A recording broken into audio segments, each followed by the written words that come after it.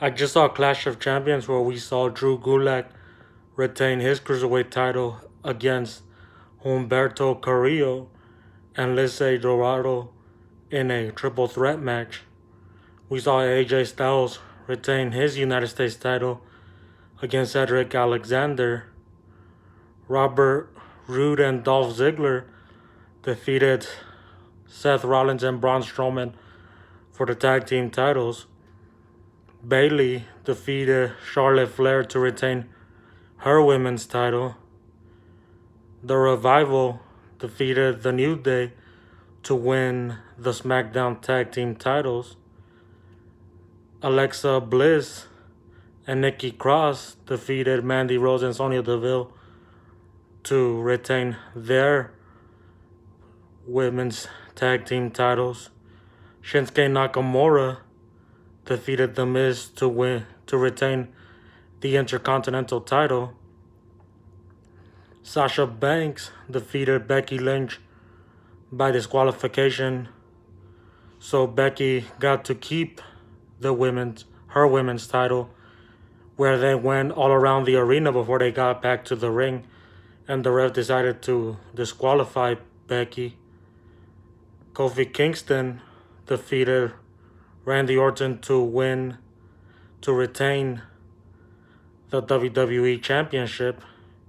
He retained it, and he still remains champion. Eric Rowan defeated Roman Reigns in a no DQ match because Luke Harper interfered for Eric Rowan, because Roman Reigns was going to win, but Eric Rowan had help. That's why he won. And then we saw Seth Rollins defeat Braun Strowman to retain the Universal title.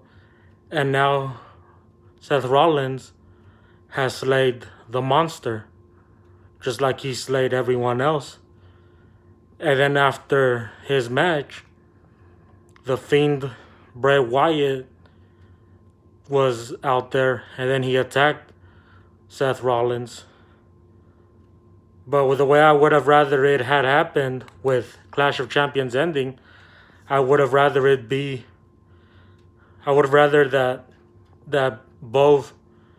that Seth Rollins and Braun Strowman retained their tag team titles, and then at the end of the match, and then at the main event, they both go in as tag team champions, and Braun Strowman win and walk out with both the Universal and one half of the tag team, because Braun Strowman has to win the Universal title because he's been after that title for the past 2 years now, and he never wins it. And I think he should win it because he always gets the better of Roman Reigns. Like, he beat Roman Reigns after Roman Reigns beat The Undertaker at WrestleMania and retired The Undertaker.